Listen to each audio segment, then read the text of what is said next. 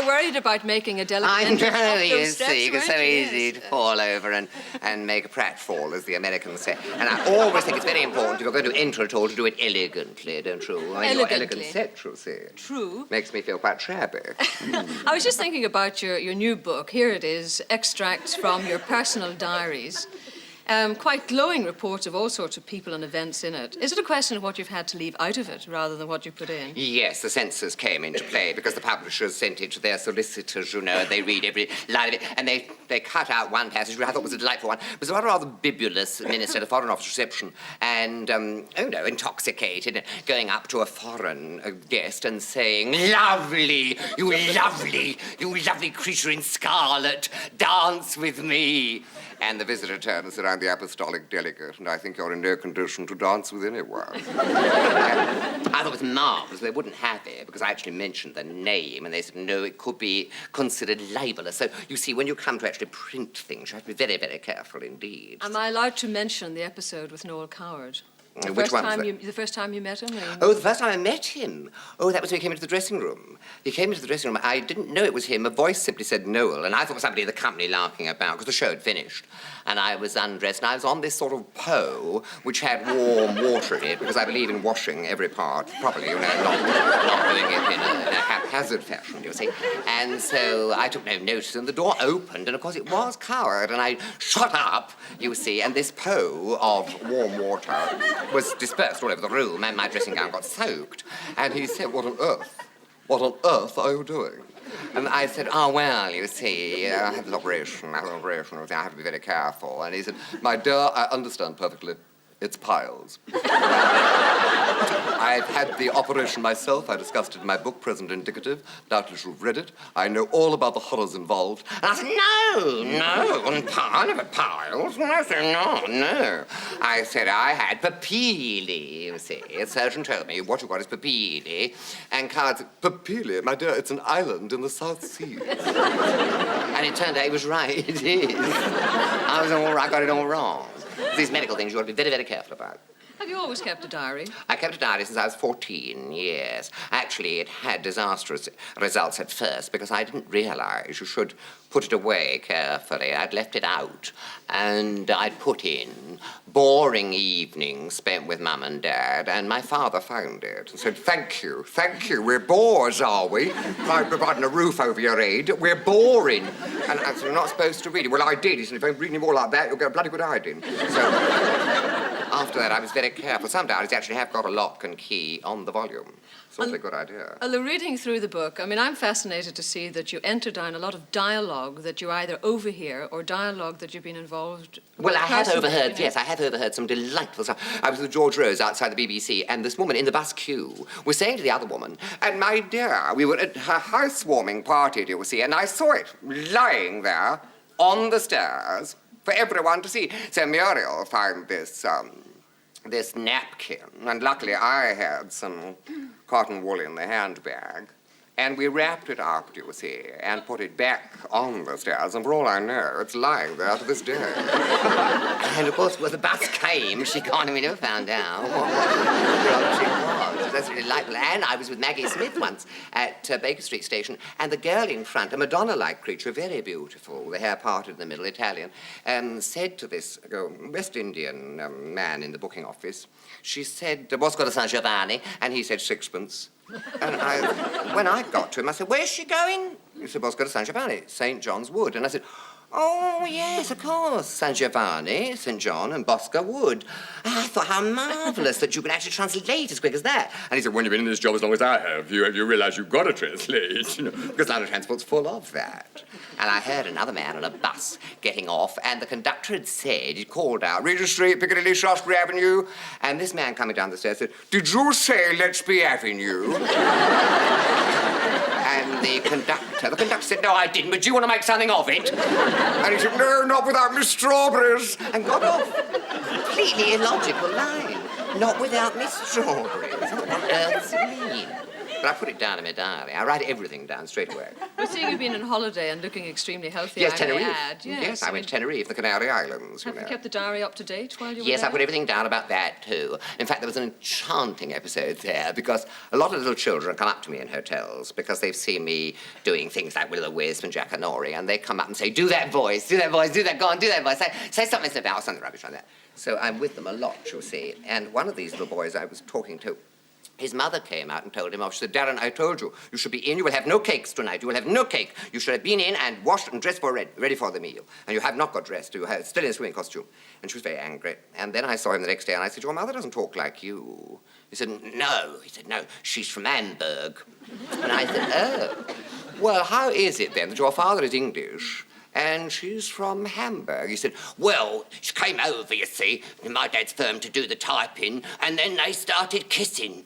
And I thought, what a marvellous, what do you call it, synopsis, really. Absolutely concentrated. Only a child can do that, you see. And they'll say things totally directly without diplomacy. He said to me, you look old. You look old in life, don't you? You look old. I said, yes, but I am quite getting on a bit. I'm pushing 56, you know. I loved it, the section I read in the paper this week where when you arrived with your mother that you were booked in as Mr. and Mrs. Yes, that's true. It made the papers, didn't it? I made a great scene in the forest. This is scandalous. This place, this dreadful hotel. How dare you push me in a room with my mother? And they said, it says the Mr. and Mrs. Williams. We thought the Mr. and Mrs. Williams would have the same room. I said, we're not Mr. and Mrs. Williams. Well, we are, of course, actually. We are, aren't we? I said, we're mother and son. But apparently in Spain they think nothing about shoving you in the same room if you are related. But of course she doesn't want that. She said, you don't see my smalls hanging out in the bathroom. It's all the laundry. Kenneth, you have this endless supply of anecdotes, and I'm wondering how much you embellish them as the years go on. I don't, honestly, because I think, I remember Stanley Baxter saying to me, you know, all comedy is the channeling of a private misery. And he gets involved, he's much more involved than I am with people, and he hears much more from people than I do, because he's a very, very good listener.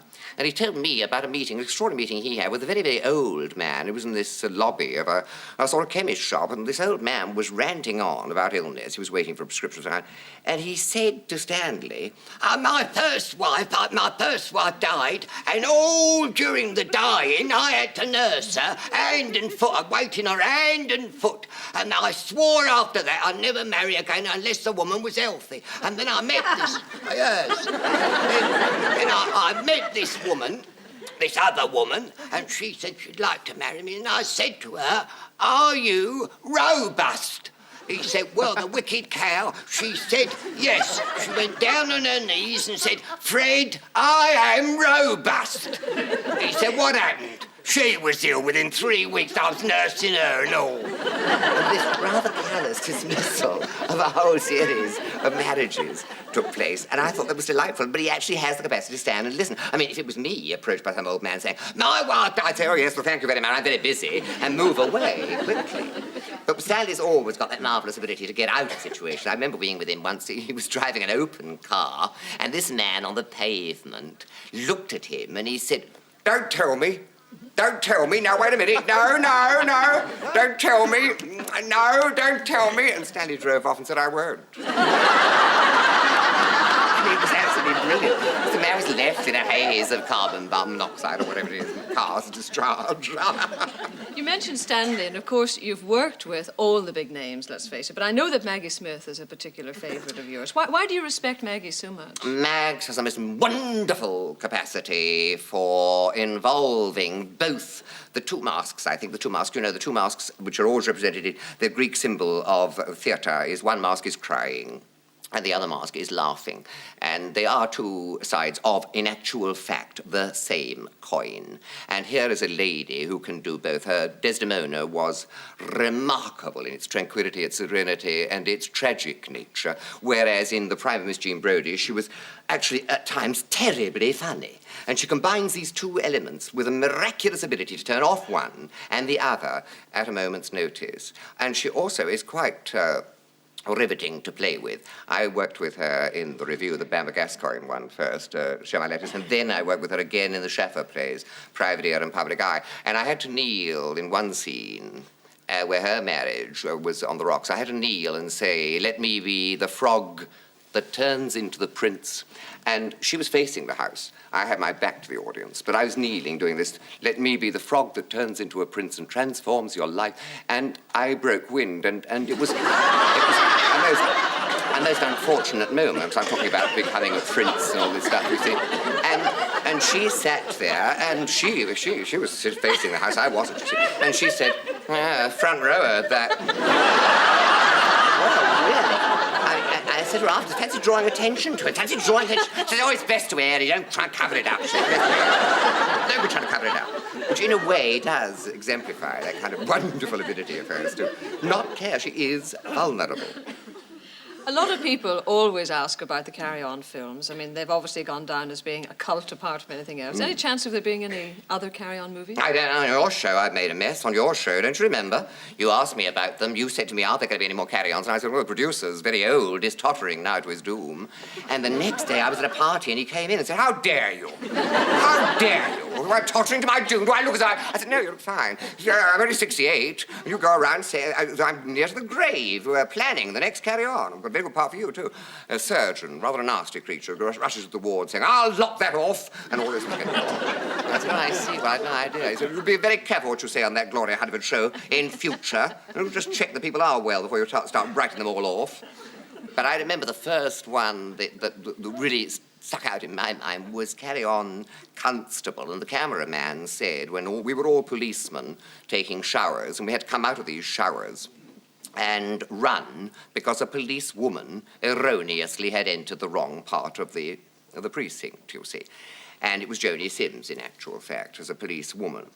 And the shot was of us running to avoid the lady. And the cameraman said, I can't shoot it, all the bums are flaring. The bums are flaring because they're too white. So Jerry Thomas said, well, you all have to have the bums made up. So they got these trestle tables and said, stand on them, and they wiped all this stuff all over these bums. And Leslie Phillips said, I don't think I should, I'm not going to submit to this. He said, I think we should make a stand about this. I don't think we should submit to this, you see. And everyone he was going right off about it, and Kenny Conner was saying, oh, well, we might as well have our bums made up, as they say, they're flaring, we might as well have them made up. And Charlie Hawtrey was standing there saying, well, this is the Poudre Rochelle here. Does that match? Does it match? And that was all he was concerned with. Did it match? I think we should assure everybody at home that you did not have to have that done this afternoon. Oh, no, not at all. Just finally, Kenneth, you're going to be appearing in London Weekend Television very shortly, aren't you? Yes, an audience with. An audience with, they call it. I said to the producer, I think it's ridiculously pretentious. An audience with. I mean, only the kings and the queens give audiences, don't they? And I'm not a king. It's ridiculous.